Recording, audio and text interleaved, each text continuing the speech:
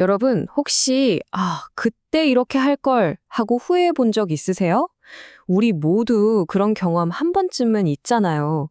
근데요, 만약에 그 선택 하나가 세상을, 역사를 통째로 바꿔버린다면 어떨까요? 오늘은 바로 그런 정말 어마어마한 선택을 했던 한 남자의 이야기를 들려드리려고 해요. 역사에 길이길이 남을 아주 큰 실수를 한 사람이죠. 오늘 이야기의 주인공은요, 돈디오 빌라도라는 사람이에요. 와, 이 사람은 옛날 로마 시대의 총독, 그러니까 지금으로 치면 아주 높은 관리였어요.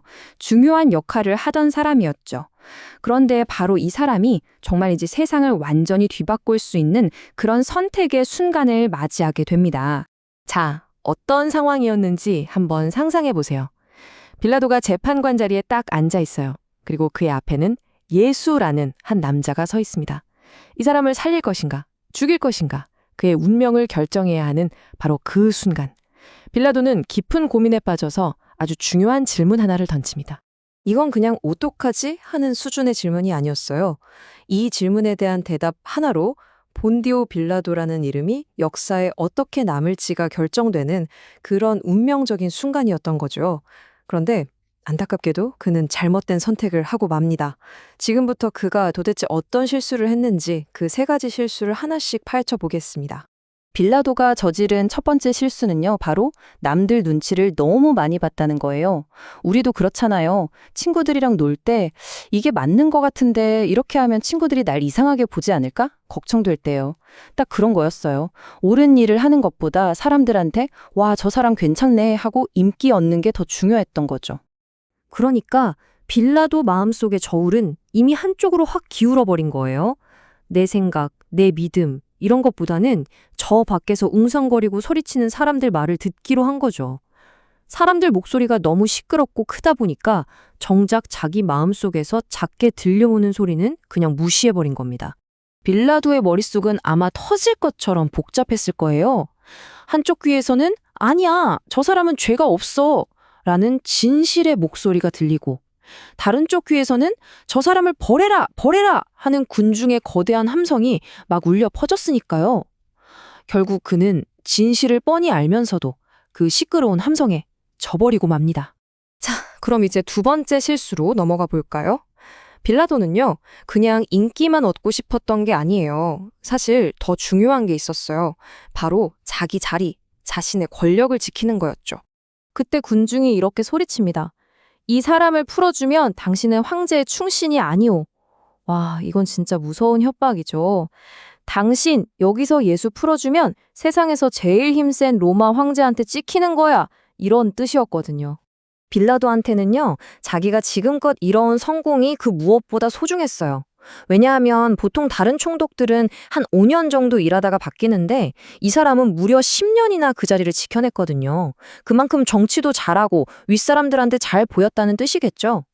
그런데 이 선택 한번 잘못하면 그 10년 공든 탑이 와르르 무너질 수도 있다고 생각하니까 얼마나 두려웠겠어요. 그렇게나 필사적으로 지키고 싶었던 자기 자리. 하지만 역사는 우리한테 좀 다른 결말을 이야기해줘요. 결국 그는 불명예스럽게 자리에서 쫓겨나고 아주 비극적인 최후를 맞이했다고 전해집니다. 잘못된 선택 하나가 결국 자기 자신까지 전부 무너뜨려 버린 거죠. 자, 이제 마지막, 어쩌면 가장 중요하고 또 가장 안타까운 실수에 대해 이야기해 볼게요.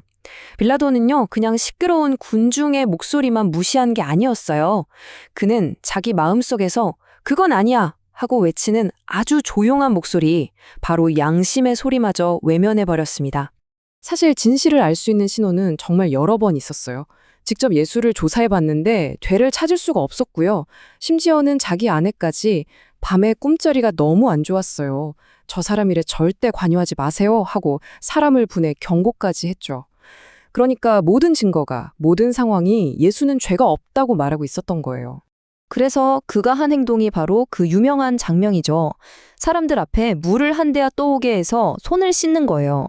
그러면서 선언하죠. 나는 이 일과 상관없어. 내 책임 아니야 하고요. 이건 사실상 거대한 쇼였어요.